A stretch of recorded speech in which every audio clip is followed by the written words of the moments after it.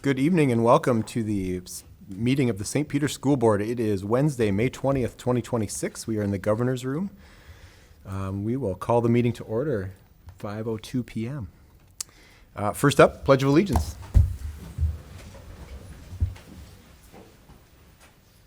I pledge allegiance to the flag of the United States of America and to the republic for which it stands, one nation, under God, indivisible, with liberty and justice for all. Thank you. We should consider and adopt the agenda, which is before you in the packet and also on board book. Second. We have a motion and a second. Any discussion? Discussion. All in favor? Signify by saying aye. Aye. Opposed? Motion carries. Agenda is adopted. Kimberly, do we have any requests to speak? Next up, approve the consent agenda, also in the packet in front of you. Mr. Chair, I move the approval of the consent agenda. I'll second. We have a motion and a second. Any discussion?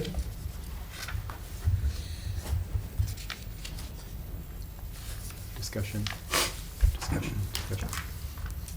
All those in favor signify by saying aye. Aye. Opposed, same sign.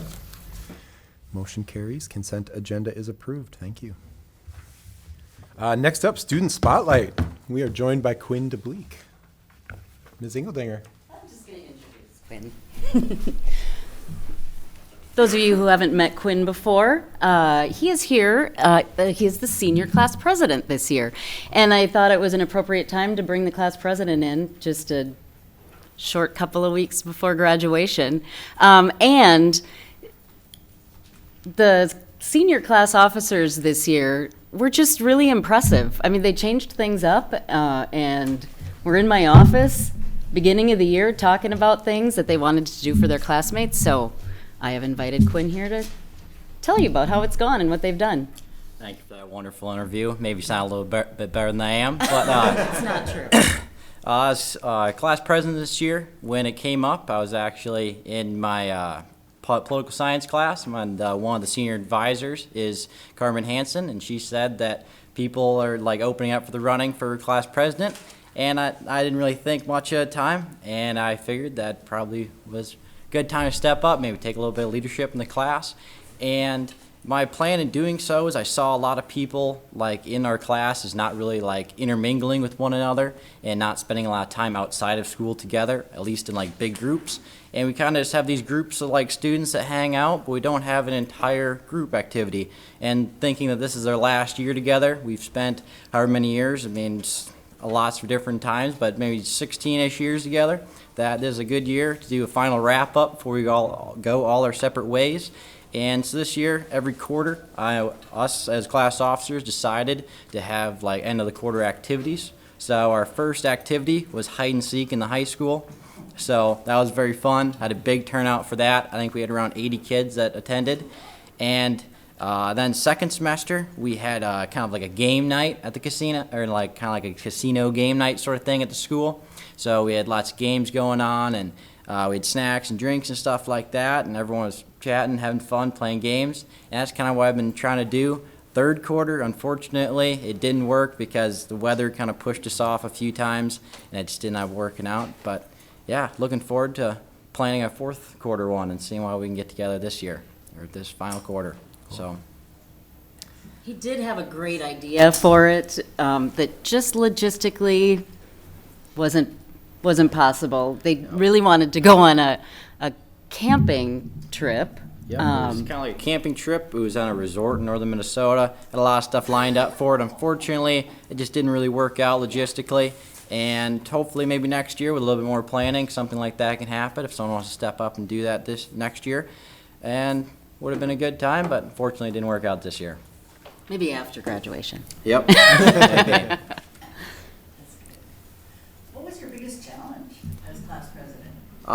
The biggest thing was just trying to get everyone together and planning stuff and let everyone kind of, well, And when we were trying to get people to decide what to do, we didn't want to just come up with an activity that not everyone liked. So we sent out a lot of things like Google Forms and such, try to get people to fill out things what they really wanted to do.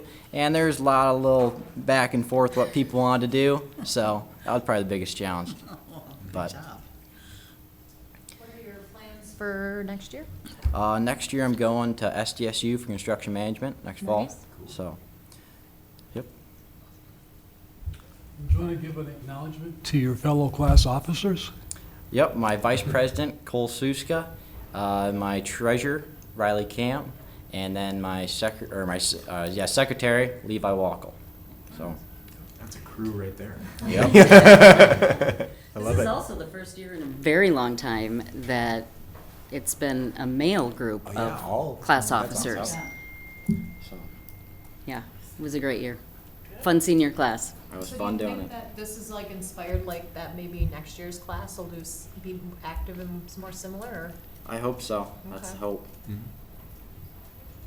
Yeah, he said, I was going to say, he said that to me, like, I would like to start a tradition that underclassmen can look forward to, too. Well, I'm so proud of you. I knew fourth grade quintupleak. And he was the sweetest, most polite What happened? boy in fourth grade. But what's your favorite memory of being class president this past year? Favorite memory was definitely the hide and seek. Had a lot of fun in that, a lot of fun planning all that, figuring out how it was going to work. And it was the first thing that we really did, so a lot of planning, and I enjoyed that planning part. So, That's great. It's what ended up being the most successful hiding spot? I'm sure there's plenty of people in this room would like to know that. I think the most successful was in the hallway by the gym. There was the wrestling mats were rolled up, and a few people were able to wiggle their way into the mat, and that was definitely the most successful. Genius. Yeah. Become the mat. Is that sunset and those things, or are those still? Yep. The senior sunset. Well, we have a senior sunrise at the beginning of the year, and then a senior sunset. That's more so planned by student council, Okay. but we'll still be doing that this year as well. Okay. And I'm assuming that we would have heard if you didn't find everybody in the hiding spot. Luckily, we found everybody. No stragglers. Seth said not a search party.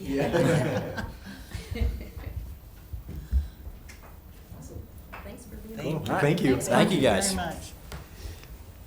And congrats on your graduation here in a couple weeks. Thank you very much.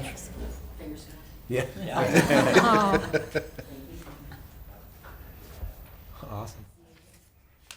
All right, we'll move on to action items.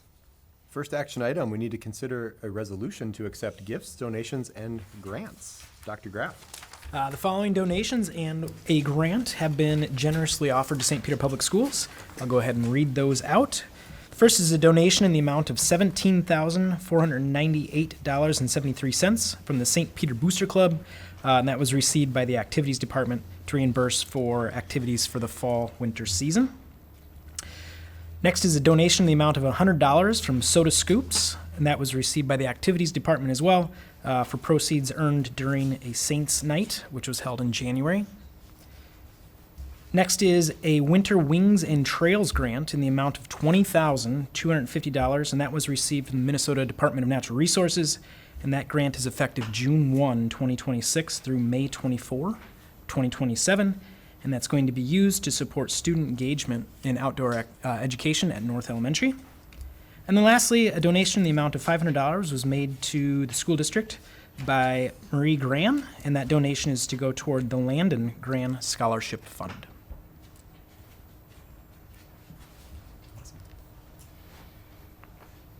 Consider a motion. I'll move that we accept these grants. I'll second. We have a motion and a second. Any discussion? are all the purchases then that that $17,000, 498, that's all just done through the Booster Club? And so that represents whatever that represents then? I mean, we just have to funnel that through the school? Is that how that works? Okay. They track it and then Shay submits a spreadsheet with all the transactions and all Okay. that stuff, so you know where it's coming from. All right.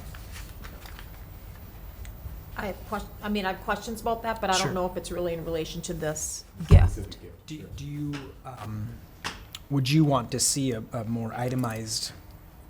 I mean, it Listing would of- be nice, Sure. but I don't wanna be like, it'd just be nice. That's like a good chunk of money. Yep. Yep. And I think it's awesome. Our Booster Club does a nice job. I mean, that's a lot of money, but I'd be kinda curious to see what it Yeah, was going absolutely. towards. We have a motion and a second. Any further discussion? Mr. Chair? Yeah. Clarification question, if I may. The grant from the Winter Wings and Trails, how is that going to be utilized? Mr. Doherty, would you be able to speak a little bit more about the Winter Wings and Trails grant? Yes, so a couple main threads of those. The first one are sets of snowshoes and curriculum that go along with that. We have plans right now. North actually has like an outdoor storage section when you come in the parking lot there. There's two doors, the blue doors, and it's generally custodial stuff that's in there, plus our bike unit stuff. But we have plans for the fall to make that kind of the warming house with a couple benches out of the old locker rooms, and then racks for the snowshoes that would be out there. And there's actually a really nice concrete pad that's right outside of that storage facility, so that would be kind of the outdoor space, if you will, for in the warming house to store all that gear for winter snowshoeing, and then using obviously the campus and the woods and stuff that are northwest of the campus for that. And then the other component would be the wings component, so that's for bird watching and strategies to be out in the woods when you're snowshoeing with bird observations. There's also a component that goes with gardening, so we have raised garden beds that are going in adjacent to the music room, right in between door 4 and 5, for butterflies and things like plants, but also fruits and vegetables. It'll all be utilized at North then at this It's all point? north, yeah. Okay, great. Yep. And it's a sizable contribution. Yeah, it's really nice. So that Morgan Lenhoff, our media paraprofessional, wrote the grant for that, and is kind of seeing that as an extension of the media and helping to learn obviously more science, which helps with comprehension. Absolutely. Yeah. Yeah. Excellent. Yeah, Thank super you. excited about it. Mhm. Thank you. Any further discussion? Discussion. This is a resolution, so we'll go around the table. Ms. Rosbach? Aye. Mr. Russell? Aye. Ms. Stewie? Aye. Aye. Mr. Couch? Aye. Mr. Dixon? Aye. Ms. Martins? Aye. The ayes have it. Resolution passes. Thank you to our generous donors. Next up, consider approval of agreement with Nicollet County for a truancy liaison officer position. Dr. Graff. As the board is aware, we partner with Nicollet County for a truancy liaison position, and that position typically runs on a 2-year agreement, and that agreement is up. So we are recommending the renewal of that agreement for that position to be housed out of St. Peter, and that contract in year 1 will cost the district $22,486, and in year 2, $23,070. And that increase in year 2 is based on our teacher negotiations. Krista Davis is that position. She does an outstanding job. And if you look at our attendance numbers and you compare those to the rest of the state, Krista Davis is a huge part of that. She works very, very closely with our student support teams to make sure that our students have the support they need to get to school every day. And that partnership with the county is invaluable for that, because we all know learning increases when students are in the seats. So I would recommend that we approve that agreement for another 2 years. I move we approve the agreement with Nicollet County for a truancy liaison officer. Second? Motion and a second. Any discussion? Discussion. All those in favor signify by saying aye. Aye. Opposed, same sign. Motion carries. Item 3, consider approval of candidates for graduation. Ms. Engeldinger.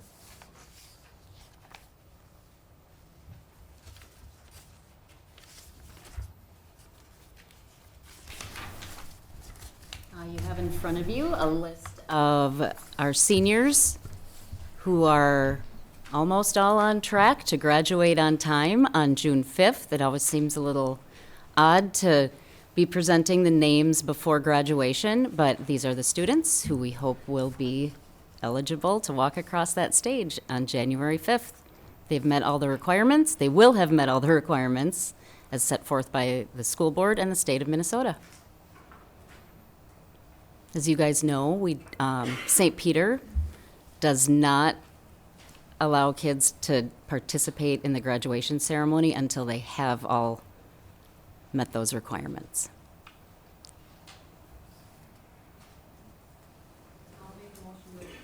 Candidates for graduation. I'll second. Any discussion? What's the total number? I get 116, but I counted very, very quickly by 14s, so, no, I'm kidding. I'm like, wait, what?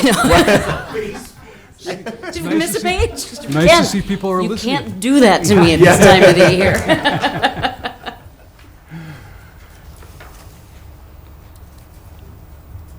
I got like 144. Yeah, that's. It's gotta be Is around that what you that, got? right? Yeah, we're It's close to it's that. a little higher than that. 150-ish, yeah. Okay. Yeah. We have a motion and a second. Any discussion? Mrs. Engel, I do have one question.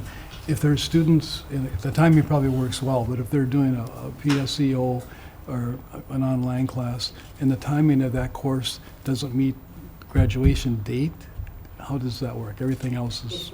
I'm sorry, your If they haven't question. received their final grades because of timing from the course they're taking at a collegiate institution or post-secondary institution? All of those have been completed, actually. Okay. Any of our PSEO partners Mhm. are already done. Okay. And they're almost, well, they have always been done before our graduation. Sure. Works out well. But that is a concern, Mhm. because we are not kept apprised of how students are doing in their PSEO classes. Sure. So there are sometimes surprises. Yeah. Any further discussion? All those in favor signify by saying aye. Aye. Opposed, same sign. Motion carries. Thank you. Thank See you on you. the 5th. Item number 4, consider approval of a memorandum of understanding between Community and Family Education and the Department of Recreation and Leisure Services. Tammy, hi. Hi, good evening. Thanks for the opportunity to share a little bit about how we work together. We have a really strong partnership with the Recreation and Leisure Services Department, and this MOU really outlines how we each work together to provide opportunities that maximize our resources without duplicating our programs. And our organizations are committed to eliminating barriers to participation, supporting academic achievement, and providing positive recreational and social opportunities, and then also encouraging leadership in our students. In alignment with these goals, we allocate funds to the Recreation Department to support its youth programs by defraying some of the costs of staffing and supplies. And during the previous school year, our funds helped support 2,172 participants. One of their most popular programs is Exploration Recreation, which is a summer program held in the parks, and they served over 800 children last summer. Our funding also helps support the Volunteer in the Park program. You may know it as the VIP program, and this provides a leadership training for students ages 10 and up. And last summer, there were 17 students who participated.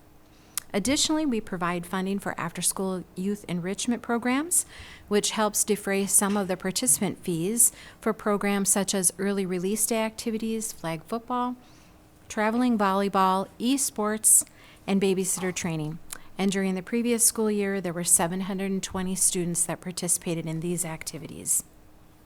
And this now brings us to our memorandum. I want to assure you that all of the information is the same as in previous years. We've made just a few little edits here and there to polish things up, but our funding levels remain consistent, and the spirit of the whole document is the same as in the past. One thing I wanted to share is that this partnership that we have really helps to maximize our resources. if we were to try to stretch our funds on our own, we couldn't offer this caliber of programming that is provided through this partnership. And I'm wondering if any of you have any questions or concerns. I just know that the community benefits greatly from that collaboration, and I love when the brochure comes, it's a great day. Thank you, yeah. We're really lucky in St. Peter because not every community has two different departments that work so well together. There are many communities where it's a competition, and we really work hard not to be competitive, but to be inclusive and supportive of one another. Yeah, please.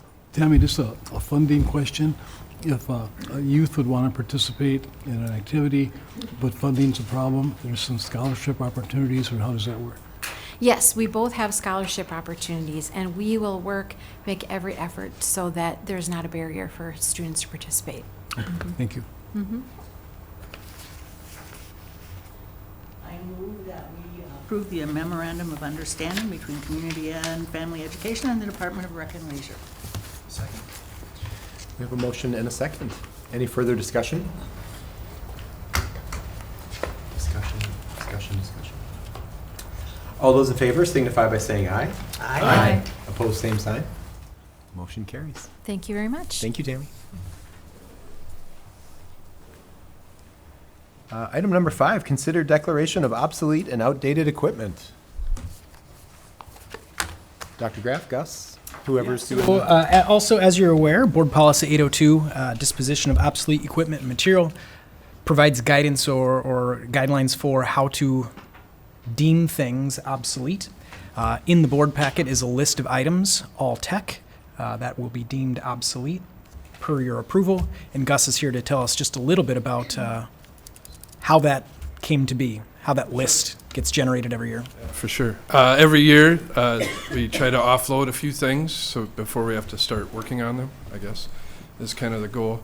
But in years past, there's a lot of companies out there that will charge per pound to get rid of all the extra stuff that you want to have. But we've gone with PCs for people lately, and that's started locally with Andy Ellison, and they don't charge us, and they repurpose the equipment to provide local families in need and stuff, but they don't charge us. We do have a 5-year laptop recycle plan that we're on with our teachers, but these laptops are not 5 years old. These are like 8 or 9. Because after the 5 years old, they kind of cycle down. They might go to lookup stations or print stations, and we kind of cycle stuff down. Most of these laptops are 8 or 9 years old. The iPads, I have quotes after approval tonight that are extra. We're not using 140 of them are still good, and I have a quote for about $11,000, hopefully, for those 140 iPads. Yeah, you're at the mercy of how they grade them. You send them all your iPads, and then they grade them, and that's what you get. But So these don't go to like traditional like auction sites, you deal with them no, differently? I keep all the hard drives, Okay. and I destroy the hard drives through CTS, and they don't charge us for that. That's a different program they have for that. So I don't like, because even if you wipe a drive, it's never actually all gone and stuff. So I sleep a little better knowing the hard drives are physically destroyed. Now you got me all worried, Gus. What in the world? Sorry, but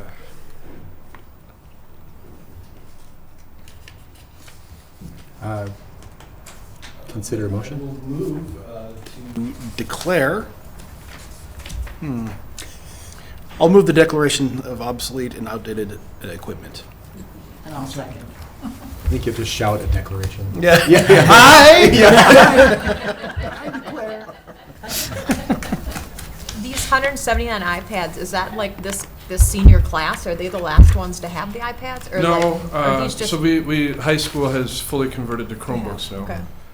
So these probably came out of 4th grade Okay. a couple of years ago, maybe. Okay. We haven't bought We bought iPads last year. Before that, we hadn't bought iPads for 2 or 3 years with budget Okay. reductions. We're not going to buy any this year. Okay, you're cool. But they're just ones on the shelf right now, so. So we do have a motion and a second. Any further discussion? Discussion. All those in favor signify by saying aye. Aye. Opposed, same sign. Motion carries. We've declared them obsolete. All right. That's- Sweet words. Item 6, consider approval of 2026 summer programming. I don't know about you guys, but I certainly enjoy these board meetings. There's entertainment all around. Yes, that was funny. All right, well, so St. Peter Public Schools does not sleep, not in the summer. We are keeping the ball rolling here. North will continue to be our hub again this year for a lot of summer programming because of the project at the middle school. So I'm going to highlight some of the programming, and then certainly please feel free to ask questions. So Read and Feed will be held again this year. This is our second year back from our hiatus, June 10th to August 14th. Again, located at North Elementary for breakfast, 7:30 to 9, lunch 11 to 12:30. Any child ages 1 to 18 can come and eat free of charge. We will encourage that and we will promote that. And we are also sharing the information with a lot of our partners at the county and other places to get the word out. So that's the first program at North. Targeted services for K-8 will also be at North Elementary. That was a switch we did last year. Well, we've done South and North for the last few years, but the middle school is joining us again this year for that K-8 Targeted Services program. That programming falls under our Area Learning Center, so that's a little bit different than the special ed ESY I'm going to talk about. This is general ed summer school services, which really focus on reading and math intervention. Then we have our K-8 ESY, so extended school year, which falls under the special education umbrella. That will be housed at North as well. So again, the hub, Mr. Doherty, you'll be ready for all of us. And last year it went quite smoothly. So, even when this project is over, we may want to consider programming at one site for the summer. Our early childhood ESY, special education, will be held 1 week in June and 2 weeks in July. And again, because of the project at our building, we'll be housed at South for that programming, which is a really nice additional transition piece for our kids who are going to kindergarten because they get to spend 3 weeks in that building. They get to know where the bathrooms are, how the air blowers run, all of those types of things. So we found that was really helpful last year when we were located there. Credit recovery will be at the high school for students in grades 9 through 12 needing that credit recovery program, June 8th through July 3rd. Oshawa Summer School will be held June 8th through July 2nd. And then our 9-12 ESY, again, that special ed programming, will be held 2 weeks in June and 2 weeks in July at the high school. Then as you can see from the insert in your packet, Tammy has included a summary there of a lot of the youth programming. She's got Saints Overtime, the Summer Care Program, which is the Summer Care Program, Art in the Park, Drama Kids, and more. And then, of course, our summer band lessons. So if you're interested in all the programming that's taking place, and those are housed around the district depending upon location, availability, and that type of thing. In your packet, you also have the detailed information about the Read and Feed. And so hopefully I haven't missed anything, but certainly happy to take questions. But really proud of St. Peter Public Schools and their offerings in the summer and the staff that certainly people get paid to work, we know that. But really to commit their time during the summer for programming to help kids move forward is really impressive. So thanks to all of those folks as well.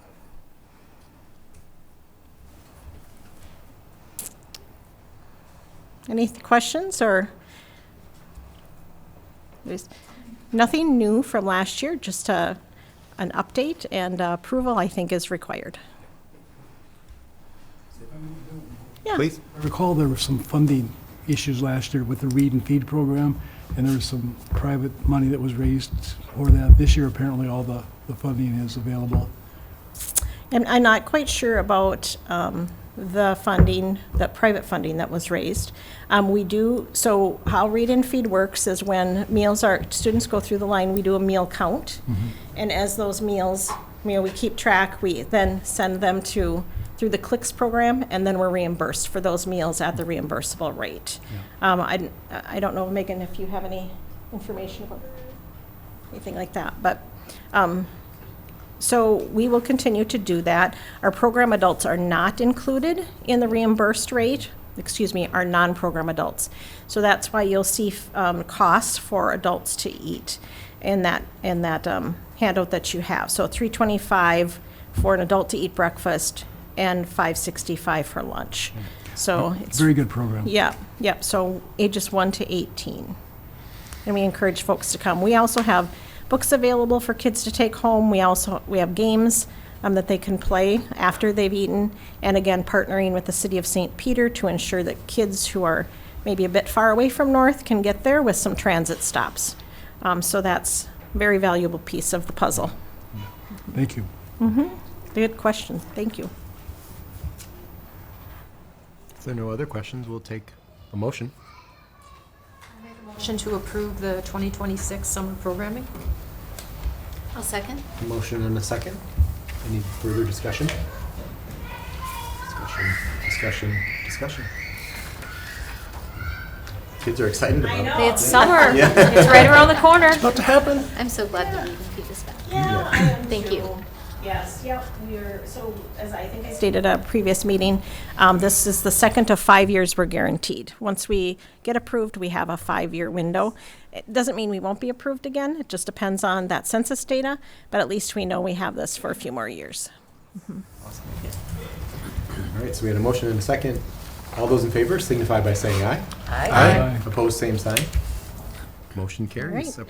And thank all of Programming you has for been your approved. continued support of all of the programming in St. Peter. I know the year can sometimes pass by and we're all just kind of getting from one step to another, but certainly appreciate the support of the board, so thank you. Thanks, Atif. Item 7, consider policies for approval with a second reading. Dr. Graff. The Policy Committee is bringing forth 2 policies for approval with the second reading. The first is Policy 623, Summer School Instruction, and the next is Policy 908. So both myself and the Policy Committee would recommend approval with this second reading. We did a lot of discussion on this, and I feel like we're in good shape. We've done a little changing, but it all tailors to the St. Peter School District. So I would move that we approve these policies for a second reading. On a second reading. I'll second. Motion and a second. Any further discussion? Discussion. All those in favor signify by saying aye. Aye. Opposed? Motion carries. Policy 623 and 908 have been approved. Item number 8, consider policies for approval with a single reading. Dr. Graff. Policy Committee is bringing forth 1 policy for approval with a single reading, and that single reading, the Policy Committee feels is warranted because there are no changes recommended, but we do want to bring it forward so that it is on record that it has been reviewed in that as a part of that 3-year cycle. And that policy is Policy 510, which governs school activities. Make a motion to approve policy 510 Yep. with the single reading. I'll second. Motion and a second. Any further discussion?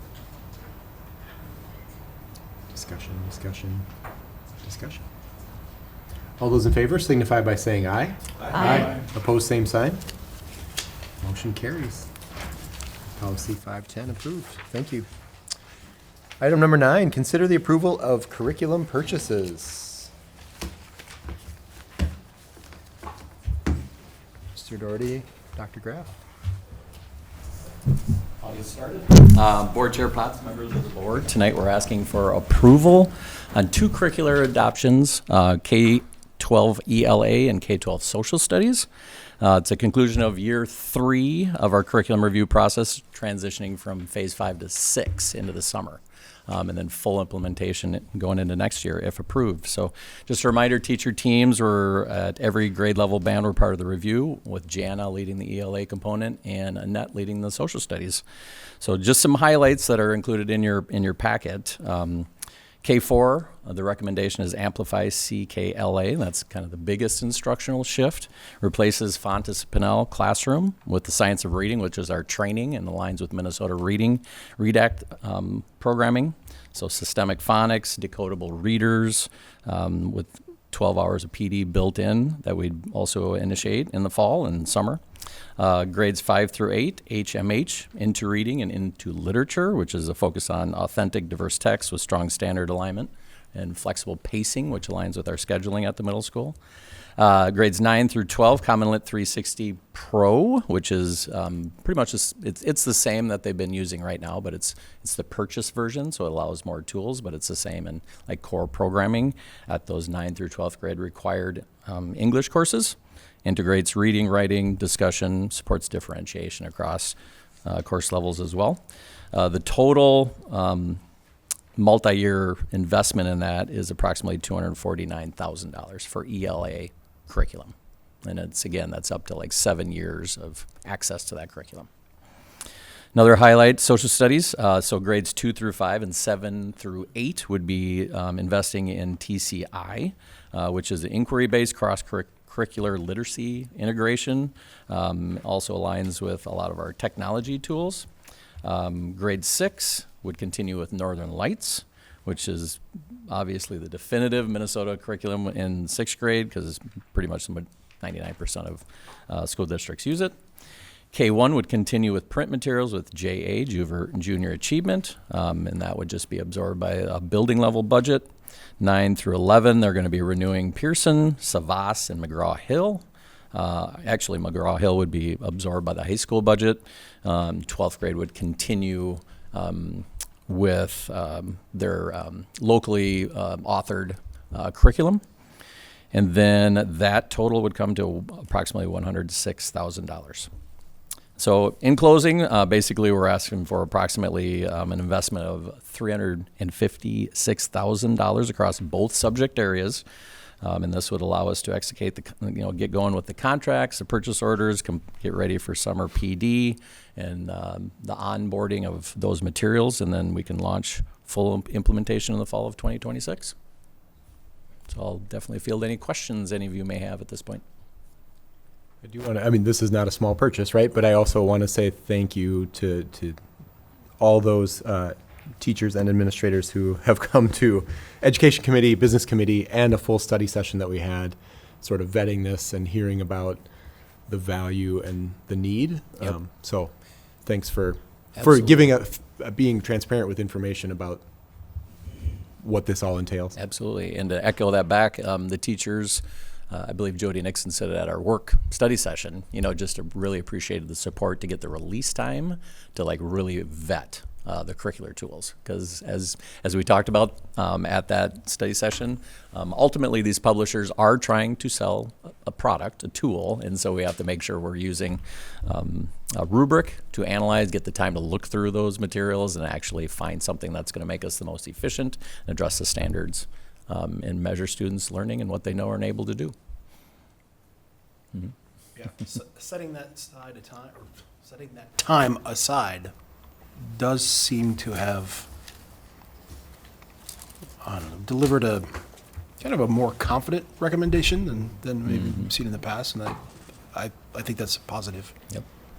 And I also heard in the presentations that this is going to streamline the work of the teachers immensely, and that we will probably start seeing some results in terms of the responses for tests and so on from the kids in the future. So this is a good recommendation. Yep.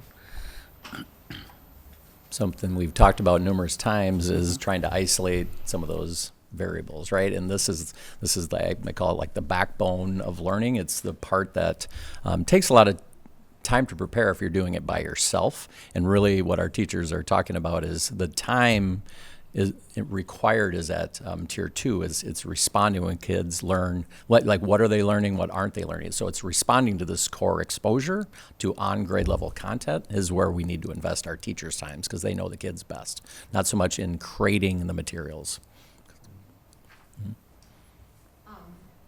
We obviously have seen this, and what I want people to realize is several times, different committees and different study board sessions throughout the process, because it's a big chunk of money, and so I don't want people to think we're taking this very serious. But it is the most important thing we do, right? I mean, it's teaching our kids. So, and I really appreciate it because it's been a back and forth thing, and you guys have done a really good job with that. So I feel very confident in the recommendations that you guys have. One thing, a new question that I had, I just wanted to, so when we have teacher-authored curriculum, that is then the school's curriculum, correct? Okay. Just wanted to reiterate that. With school Yeah. equipment, on school time, we have ownership in that. We have a policy on that, which talks about how should that be sold, how that monetary income would be disseminated. Because that was kind of our thing in wanting to have curriculum, right? So we can have anybody really, so we have kind of that consistent product, and so Yep. it just kind of stuck out at me, so. Good question. I move to approve adoption of the K-12 Social Studies and English Language Arts curriculum materials as described. I'll second. Motion and a second. Any further discussion? Mr. Chair. Yes. As has been mentioned, this presentation or similar has been given before and well documented and very well outlined. Just a question in terms of when a publisher is putting together a new program, I'm assuming there are pilots that go out and they're vetted in school systems, et cetera, and there's data then regarding how the response is not only of the learning curve, but of student acceptance, faculty acceptance, all that kind of thing. Is that? Can you repeat that again? That was hard Oh, I'm to sorry. hear all that. Allergies have killed whatever voice I Well, had. I apologize. you're on my bad ear side too. Yeah. The good news is I didn't say anything important.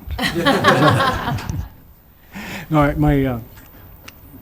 I don't recall this being discussed per se, but when a publisher puts together a program to replace their existing program or to create a new one, that do a pilot, I'm guessing, and that's vetted in school districts with real students and real faculty and real administrators, et cetera.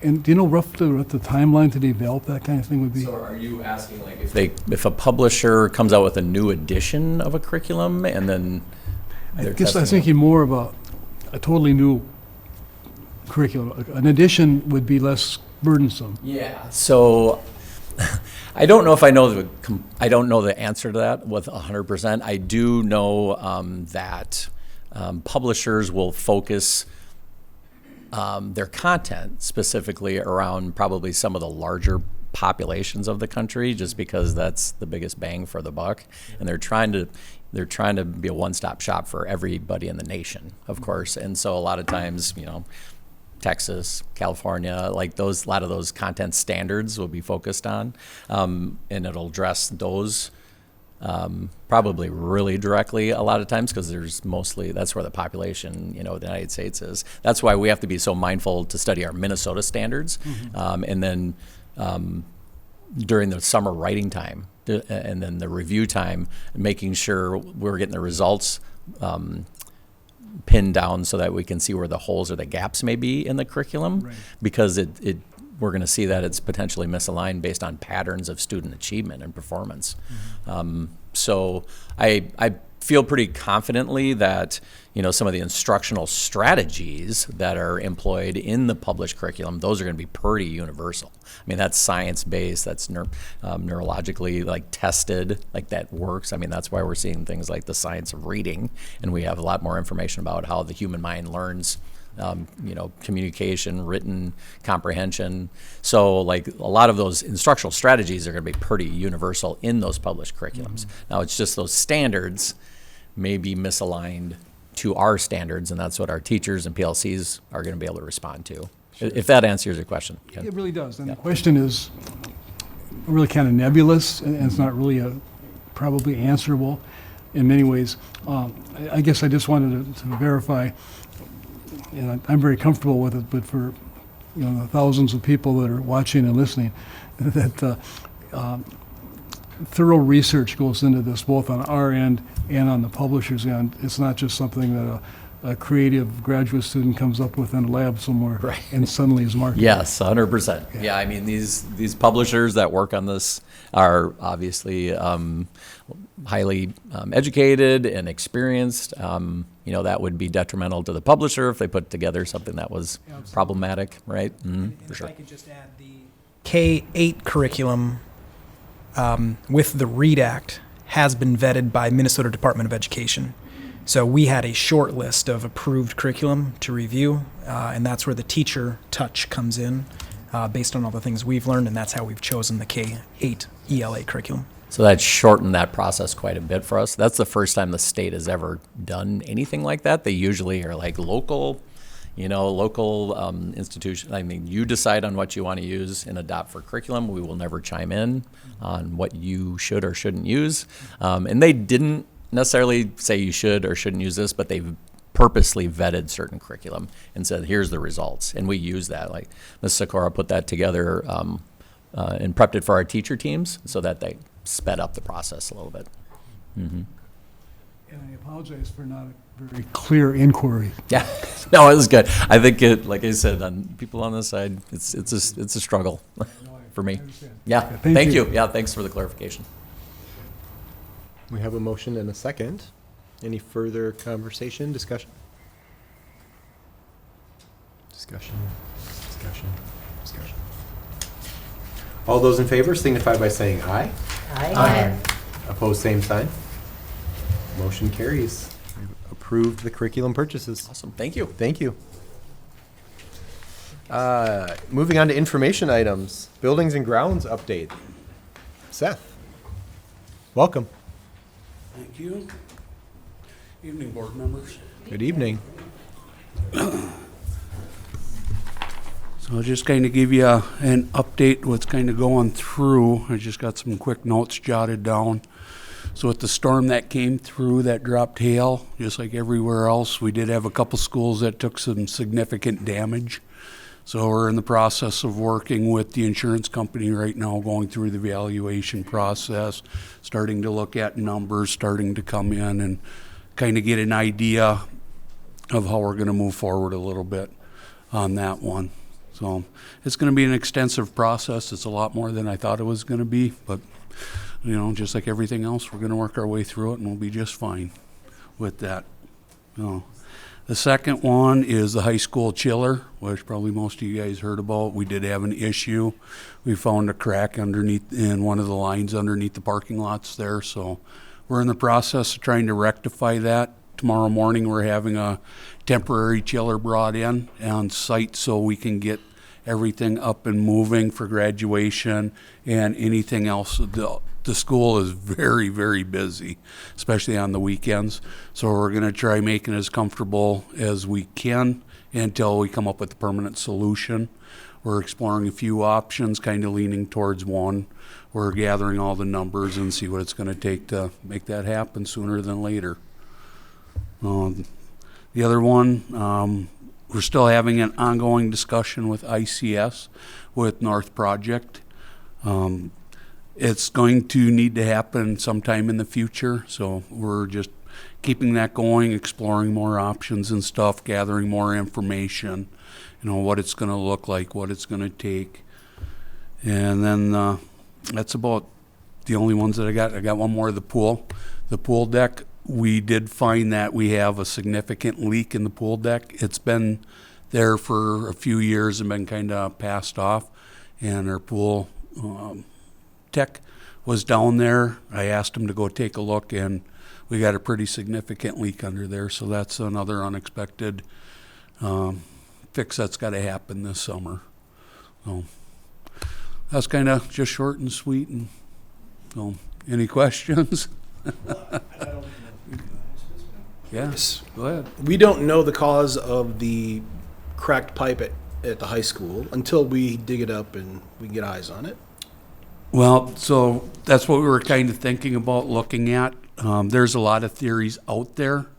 One of the things we're trying to avoid is digging it up. So one of the main reasons is where it's located. It runs right along the main sewer line. The other one, the main power coming in from the roadway into there is also along there. If we had to open up the parking lot, we'd be cutting power to the school. Sure. And that's indefinite if we opened it up. So what we're looking at is possibly just relocating the chillers from where they are closer to the building to absolve all that long pipe underneath the ground and stuff. Yeah. Yes. Yep. Ultimately, my question was going to be, if we found that it was a crack due to a construction method, is there any kind of warranty coverage for something like that? And I can't answer that. Actually, we're exploring that right now. Yep, kind of. They did run a camera down, and they found 2 cracks in it. What it's from still hasn't been determined yet, but we are looking at. Is it a possibility that it was a construction faux pas for the best part? And are they liable for it? Can we go after them for it? So that is all part of the conversation. That's going to be a little more towards on the back end of it. Sure. My main goal is to get everything up and going and back to normal as soon as I can. You bet. Oh, great question. Thank you. I think the take home. And the thing for us all to be thinking about is, you start the year with your LTFM plan, how you're going to spend those dollars mostly over the summer months. And when we have unexpected breaks or hail damage, things of that nature, we've got to readjust that plan. So we want the board to be thinking about a plan B, and also the community to be thinking about or understanding that this shifts some of those plans, and we got to start thinking long term about how we start to afford these things that we didn't know were going to break. So lots more conversations to come through the business committee and through the board.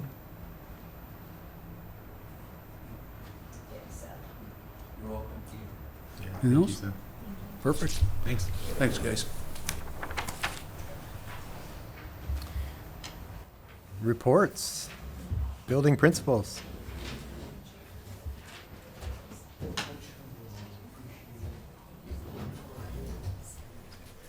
Yeah, no kidding. Yeah. Thankfully, it's been cool. Could have been real bad.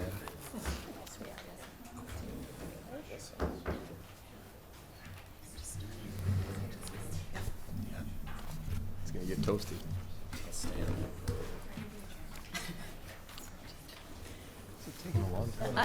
I'm going to start with the high school report tonight because I've got to run and get up to the high school and make sure everything's set for our senior awards night tonight.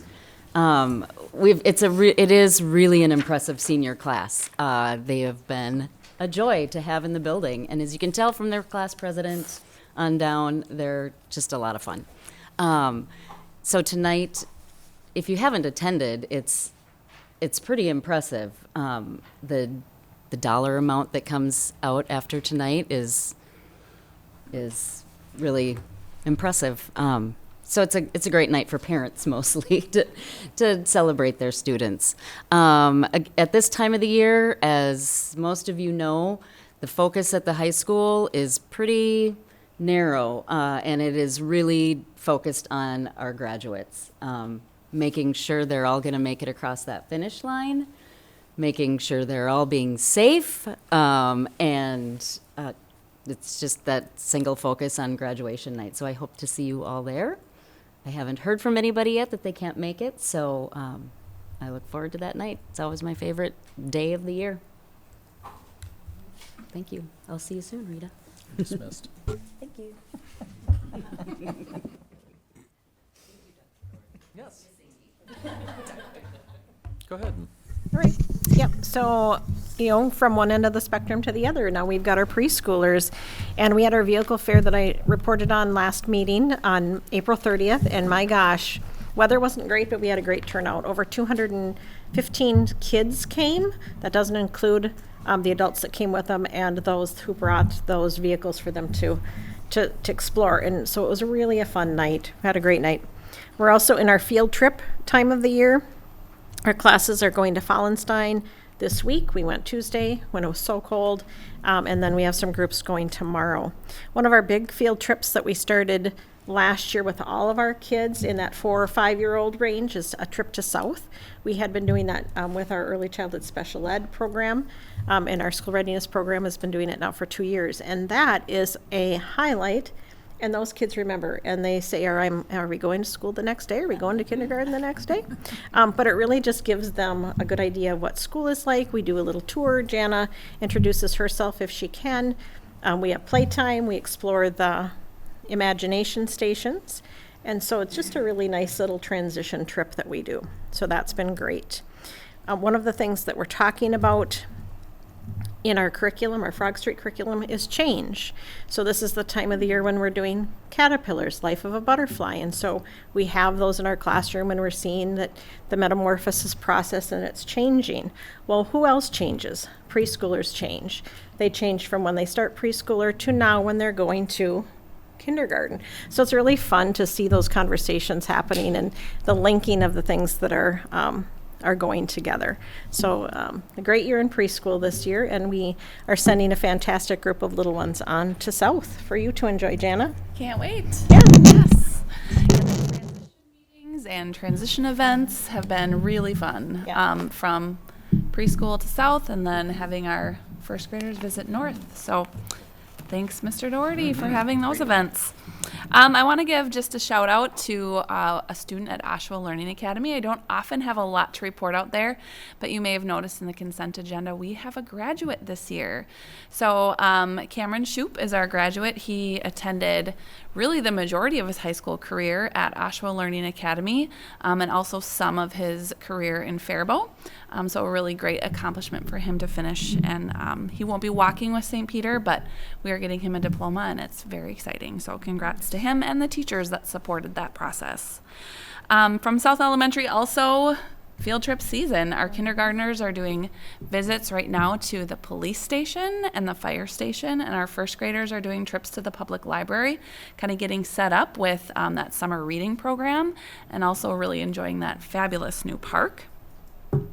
I really need to say thank you to Robin Woods and all of our teaching staff that supported our music program. It was very successful. The theme was the Grimm stories and making good choices and kind of the morals of those fairy tales. And the songs were adorable this year. And our students were very nervous on rehearsal day, but really, really did well at that performance in that large performing arts center. And lots of parents were just impressed with that showcase of our musical talent and all that they're learning. And then just I want to mention one more really cool thing. Our parent council supported a fundraiser at South Elementary. We raised nearly $1,000 and purchased some big blue outdoor blocks for the playground area. And it's just an opportunity for kids to do more building. And I mean, the blocks are huge. I want to say the size of this table. There are a few that are the size of this table, but kids are just building away at recess, and it's been a really great addition to our playground. So thanks to the families and parent council that supported that. All right. Let's see here. We've got quite a bit happening at the middle school. So construction is ramping up. Those bees are buzzing, as I said last time. A special thanks to our student council and Lee Knutson. They did a very nice job, and a special just recognition of our teachers and staff for teacher appreciation. So lots of fun-filled treats and different signage that occurred throughout the middle school. So that was a huge shout out to them. Fifth grade orientation night, very impromptu, but Michelle Dozy set up a wonderful and well represented by our fifth grade families, or fourth grade families, sorry, I should say, coming through. And they just got to hear a little bit more about middle school and what it looks like to be a middle schooler coming into fifth grade. And then they got to tour their rooms and show their parents. They all came for the fourth grade tours, which was fantastic. So they kind of knew the building, but got to be in that space with their families, which was great. Another shout out to our music programs. Jamie Abels, David Howe, and Bree Bergstrom. Fantastic performances, spring performances, and just seeing some kids come out of their comfort zones was really fantastic and an amazing experience to see them just kind of in their own little light outside the classroom, which was great. And then two big things. We just finished up our teacher survey. Each student in our building took our survey, and the results showed that 92.4% of our students feel that their teachers generally care about them, and roughly 93% of our students feel safe physically and emotionally in their classroom. So a huge shout out to our staff and to our teachers who show up each and every day for our students. Great data. There we go. Well, greetings from North Elementary, everyone. I need to continue the pattern of field trips, except at North we don't call them field trips, we call them days we're working remotely. So, yes. But I think it's kind of fun. It's true. I mean, we do work at school. We're just not doing it at school that day. So, yeah, second grade goes to Arboretum, Pickle Barn. Third grade just got back from the Science Museum. Fourth grade went to Farm America, which we had some presenters stop me. They happened to be at North for the spring play. And they're like, hey, I just want to let you know, like I was one of the volunteers for your fourth graders when they came through. And they're the only kids there. There's only enough room at Farm America for like 150, 160 kids at a time. And they're like, they are hands down the best engaged, like just respectful kids, and those very sincere. So I said, that's awesome, because like Mr. Dixon, the other Mr. Dixon used to say, like you're representatives of North Elementary when you leave. So if you choose to make bad choices, humans generally will generalize, like, gosh, North kids must be bad then, if the one kid is bad. And so like that was pretty cool when you have a volunteer that stops me out of their way and just like, hey, they're the best group that we've had. Like, so that's pretty cool.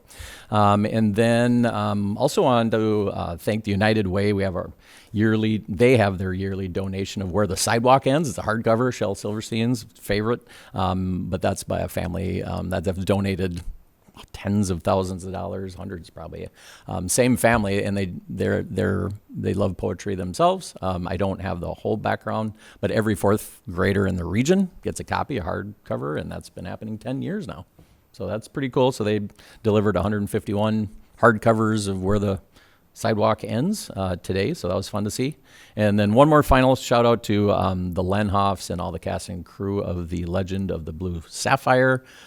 Best show yet. Basically, if you've never read a Magic Treehouse novel, it was kind of that concept where the kids were like time traveling back and forth. There was a YMCA dance off, like on stage. Like it was the best play I've seen at that 8 through 10-year-old level. So we got some super talented kids coming to the middle school and the high school here soon, and in that format of performance. So that's North. Awesome. Dr. Graff. Just want to briefly add, we all probably look a little tired and ragged, and you can see the bags under our eyes. Spring is busy, but man, it's beautiful.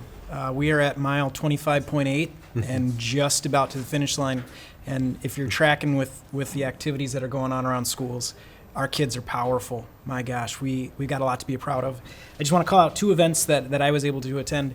One was the Pops concert at the high school. As a middle school principal, I didn't get the opportunity all the time to make it to those things, but just a cool metaphor for what happens when we work together. To see kids to create music together and harmonize, it just shows that power. And then the last one I just want to mention is the Native American Parent Advisory Council Student Recognition event. Just kind of a capstone for all the work that our Native American Parent Advisory Committee have put together throughout the years. I was fortunate enough to be on that team when it started. Me and Dr. Peterson and about 4 parents sitting around looking at each other saying, what the heck are we supposed to do? And now look at how cool and powerful they are. So just wanted to call out those two events, just kind of as a recognition of all the great things that are going on in our district. Proud to be a Saint. Thank you. Around the table. Rita had to go up to the senior award ceremony with a graduating daughter. Ken? Just the only thing to add is, as you indicated, a million things are happening around the entire district, but they're fun. They're excellent. We couldn't wouldn't ever want to give any of those up. So other than that, enjoy those last few weeks. I apologize if I'm missing any teams, but I just happened to see that the girls' track team won their true team. And I'm super sorry if I'm missing other teams. I know you probably think but I really am disconnected. So I just saw that and I want to shout that out.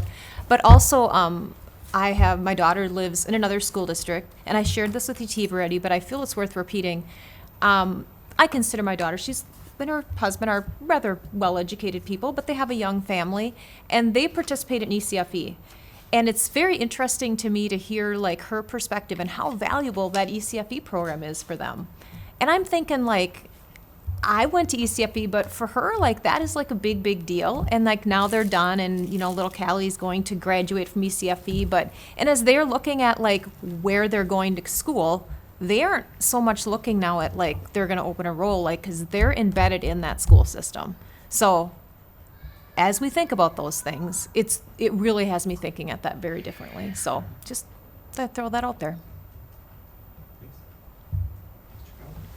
Yeah, I'd like to echo Tracy's congratulations to the girls' track team. Anytime you're a state champ, it's quite an accomplishment. I'd also like to recognize the individuals that were responsible for organizing the staff recognition program. So Kimberly, I don't know everyone who was involved with that, but thank you for your hard work. And Tracy, publicly, I'd like to congratulate you on your accomplishment graduating.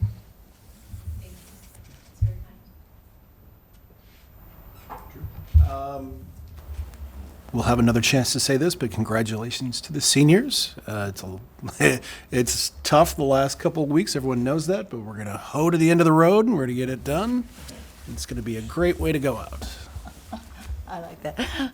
Oh, to the end of the road. That's a very good one. Yes, I want to reiterate congratulations, and I also want to say that's an impressive list of students that we just approved for graduation. And I also want to reiterate, thank you for the administrators and the people who attended the fourth NAPAC end of year ceremony. We had 3 eagle feathers and star quilts awarded, and it was just an absolutely excellent recognition of the accomplishments of a group of students that was supported by the NAPAC group and the school district, and it was just awesome. So thank you very much.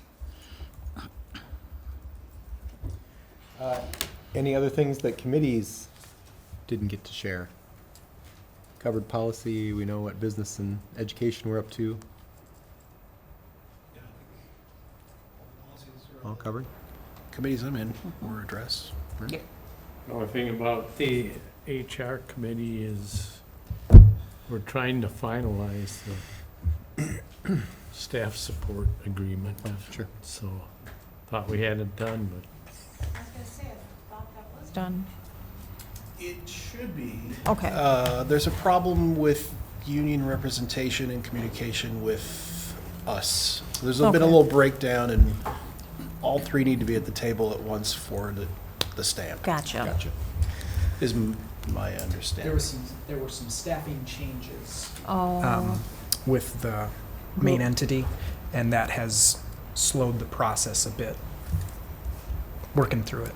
Or stopped the process. Yeah. Well, you guys kind of also like, slow. you guys kind of Yeah. like pushing the It's 2 slow. seasons together anyways. Like you like to string it along enough so you like just finish up so you can start the next season. Like, spouses appreciate it. yeah. So, I mean, you're just getting what you want, so. One thing that is complicated that I didn't realize this, but there is a school district north of the cities, I think. Staff support group is on strike. So a lot of the union people are up there, so. We do have several, of course, upcoming meetings. All of the committees meet. We do have a special closed school board meeting on Wednesday the 10th at 4:30 with I should mention that. the superintendent evaluation process. Stay tuned, it's coming. I'll have stuff to you by the end of the week, by the end of the weekend, probably. Yeah, no, I know. Yep. Yes. But I will get info to you so that we have plenty of time, so that we have time to work on it, so that I can do some collating and summarizing so that we can share it prior to the Wednesday, June 10th closed meeting. And then we'll have our regular board meeting after that. A reminder that we moved it up a full week. Originally, all that was on the 17th, but due to a number of conflicts with schedules, we've moved it up to the 10th. So that's a little bit off the normal monthly pattern. But June 10th. All right. I would entertain a motion to adjourn. I'll make a motion to adjourn. Second. All in favor? Aye. Aye. Meeting is adjourned. Thanks, everyone.